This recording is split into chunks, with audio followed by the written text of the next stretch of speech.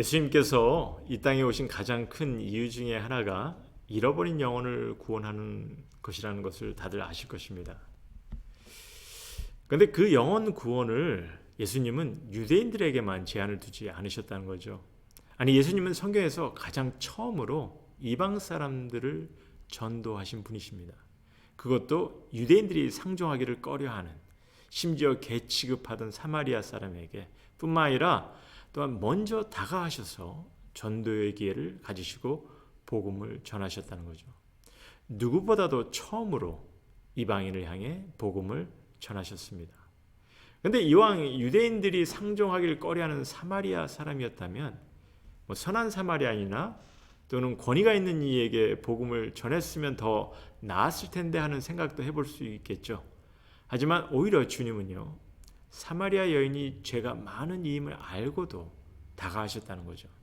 예수님이 이렇게 차별 없이 잃어버린 영혼이면 누구든 찾아가시는 겁니다. 문제는 그 차별을 우리가 두고 있어요. 그리고 당시 유대인들은 선택받은 백성이라는 자부심 속에 성전과 회당을 차별의 중심지가 되게 하였다는 거죠. 그러기에 주님이 뜻하신 교회도 사실 모든 성도가 주님의 가족 공동체가 되어서 영혼 구원에 힘쓰고 함께 사랑과 섬김을 나누며 하나님께 예배를 드리는 그런 곳을 뜻하시며 세우게 하셨습니다. 36절 말씀처럼 우린 이미 거두는 일에 삭을 받은 이들입니다. 그럼 영혼 구원을 위해 주님께서 행하신 것을 계속 보시면요, 주님은 모든 주어진 상황을 영혼 구원의 기회로 삼으셨어요. 주님은요, 피곤하여 물을 찾으시면서 그 상황을 영혼 구원의 기회로 삼으셨다는 겁니다. 이게 말입니다, 만일 피곤한 데다가 상대가 사마리아인이라면 많은 유대인에게는 오히려 귀찮은 시간이 됐을 거예요. 그러나 그 시간을 주님은 더없이 좋은 기회로 여기셨다는 겁니다. 당시 주어진 상황을 본다면요, 사실 6시쯤에 물을 기르러 나온다는 것은 대낮 해가 중천에 떠 있을 때예요. 그런데 사마리아 여인은 땡볕에 물을 기르는 이들이 없는 그런 시간에 나와 물을 기르러 나왔다는 거죠. 이유는 분명 남편이 5이나 있었고 지금은 남편도 아닌 사람이랑 살고 있으니 사생활이 남보기에 부끄럽고 그러니 사람들을 피해 다녔던 것으로 볼 수가 있죠. 그런데 그런 그녀에게 예수님은 다가가시죠. 그리고는 그녀에게 가장 필요로 하는 것인 물을 주시겠다고 하십니다. 그것도 영원히 목마르지 않는 물을. 그때 사마리아 여인은 자신의 모든 것을 낱낱이 아시는 예수님을 선지자로 여깁니다. 그래서 신앙의 가장 근본적인 예배에 관한 질문을 던지죠. 그리고 예수님께서 스스로가 그녀가 기다리던 메시아임을 말씀해 주실 때 그녀는 변화를 경험합니다. 그리고는 담대하게 마을 사람들에게 예수님의 만남을 전하게 되는 거죠. 그래서 이러한 사건을 계기로 본문이 보여주고 있는 귀한 가르침을 두 가지만 보기로 하겠는데요. 먼저 예수님의 가르침을 통해서입니다. 35절 보시면 너희는 넉 달이 지나야 추수할 때가 이르겠다 하지 아니하느냐. 그러나 나는 너희에게 이르노니 너희 눈을 들어 밭을 보라. 희어져 추수하게 되었도다. 이 말씀 다시 한번 들어보시기 바랍니다. 얼마나 도전이 되는 말씀인지, 눈을 들어 밭을 보라. 추수하게 되었도다. 아마도 우린 농부가 아니니 그렇게 큰 도전이 되지는 않을 것 같은데요.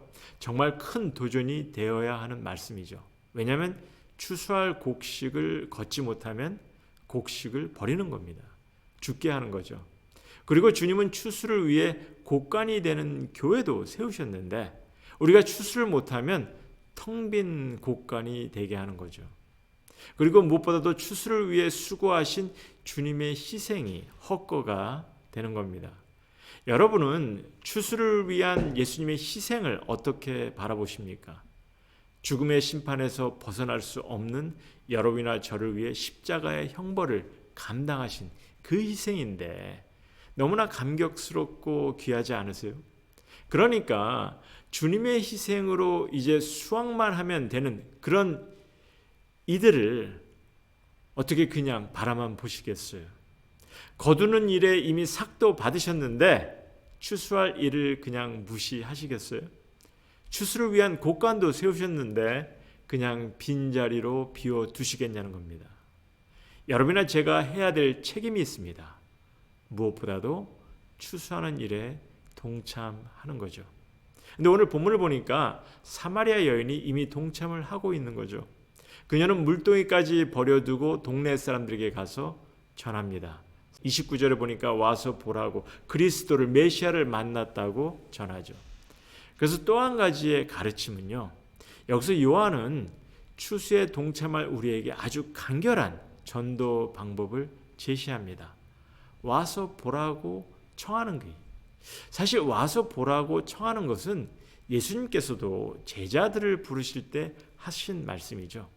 그래서 우리도 먼저 와서 보라고 청할 수 있는 겁니다.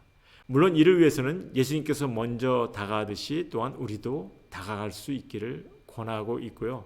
그리고 무엇보다도 내가 그리스도를 주님을 만났음을 고백할 수 있는 담대함이 있어야 함을 보여주십니다. 사마리아 여인처럼. 여러분 진정으로 주님을 모시고 계세요? 그렇다면 와 보라 청하시고 삶이 조금씩 변화하는 모습을 나누시면 됩니다. 분명 구원받고 영생의 확신 속에 변화하는 게 있잖아요. 사랑과 섬김의 열매를 맺는 그런 변화가 있으시면 나누시면 됩니다. 그리고 하나님께 맡기십시오. 사람의 마음을 움직이고 믿음을 갖게 하는 것은 내가 할 수 있는 것이 아닙니다. 우린 다만 주님의 말씀이 내 삶에 살아 움직이게만 하면 되는 거예요. 그래서 오늘 말씀도 이런 결론을 우리에게 보여주시죠. 42절 말씀을 보시면요. 그 여자에게 말하되 이제 우리가 믿는 것은 내 말로 인함이 아니니 이는 우리가 친히 듣고 그가 참으로 세상의 구주신 줄 알미라 하였더라. 여러분이나 저도 말씀을 통해 하나님을 바로 알게 되었고요. 말씀을 통해 믿음을 갖게 되었습니다. 하지만 중요한 것은요. 우리 주위에 이런 기회를 갖지 못하는 이들이 많다는 거죠. 그러니 우리도 저들이 이런 기회를 가질 수 있도록 힘써야 합니다. 믿는 이로서 이미 삭슬 받은 이로서 책임감을 가지고 예수님께서 먼저 다가가듯이 우리도 다가가고 관계를 맺는 겁니다. 그리고 이미 관계가 있는 이들은 와 보라 하는 권면을 하는 거죠. 단 이런 권면과 관계 속에서 한 가지 부탁을 드린 것은요. 성도님의 신앙생활 속에 묻어나오는 힘이 있으셔야 합니다. 삶의 희망과 행복함이 있으셔야 합니다. 마을 사람들이 사마리아 여인의 말을 믿게 된 것도 그녀의 담대함과 변화 때문이죠. 그래서 사실 한 사람의 변화는요. 다른 사람에게 큰 영향을 미칠 수 있는 겁니다. 성도님의 담대함과 굳건한 믿음은요. 다른 사람에게 큰 도전이 될 수가 있어요.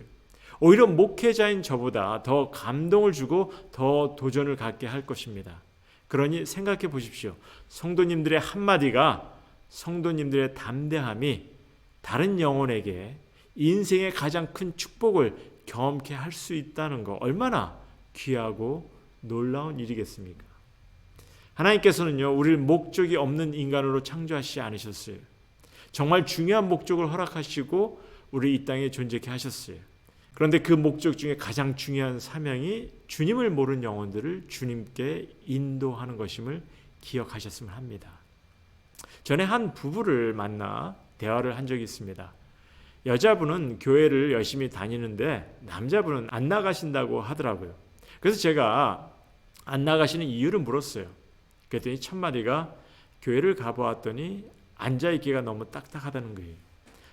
너무 의식적이고 해라 하지 말라 하는 것이 너무 많아서 부담스럽고 모르는 사람이 많아 불편하다는 겁니다. 그러다 보니까 가기 싫은 거예요. 사실 교회 처음 나와서 이런 느낌을 안 갖는 이들은 거의 없을 것입니다. 현실은 그렇습니다. 지금 신앙인들의 80% 이상이 인간관계를 통해서 교회를 참석하게 되었다는 겁니다. 주위엔 생각보다 너무나 많은 이들이 주님을 모르고 있어요. 그럼 그런 그들의 영혼을 위해서 무엇을 하시겠습니까? 사실 가만 바라만 볼 수도 있어요. 아무것도 안 할 수도 있는 거죠. 하지만 주님은요, 그러지 않으시겠다 하십니다. 피곤함도 목마름도 잠깐 주님은 불쌍한 영혼을 찾으시고 다가가셨습니다. 그리고 우리에게 도전하세요. 모든 구원의 역사를 다 이루었으니, 추수만 하게 다 하셨으니, 추수를 위한 곡간도 세우셨으니, 이미 삭도 받게 하셨으니 이제 추수하는 일에 힘을 쓰라 하십니다. 그러니 사실 이제 우리를 통해서 정말 놀라운 것을 경험할 수 있는 그런 기회를 허락하셨다는 거죠. 뭔지 아시죠? 영원한 심판을 받아야 할 위험에 처해 있는 이런 이들에게 주님을 만나게 하는 기회입니다. 한 영혼에게 가장 귀한 순간을 경험케 하는 것입니다. 결코 우리가 주님의 변호인이 되라 하지 않으셨어요. 하지만 주님의 증인이 되라 하십니다. 그러니 여러분이 주님과 더불어 동행하시면서 변화를 경험한 것이 있으시면 나누시면 되는 거예요. 삶의 전문가가 아니래도 신학자가 되지 않아도 괜찮아요. 누구나 할 수 있는 것입니다. 하나님께서 여러분의 삶을 어찌 인도하시는지를 나누시면 되는 거죠. 다만 담대하게 기쁜 마음으로 하십시오. 내가 기뻐하지 않고 내가 감격스러워하지 않으면 우린 저들을 동감케 할 수가 없어요. 그러니 받은 은혜에 감격한 마음으로 하십시오. 이제 4장 42절까지 보았는데요. 다음은 4장 나머지 본문을 보고자 합니다. 공간복음에 기록된 사건과 같은 사건인데요. 디테일은 왜 다르지 하는 그런 의문을 갖게 하는 사건입니다. 읽어보시고 같이 나누기로 하죠.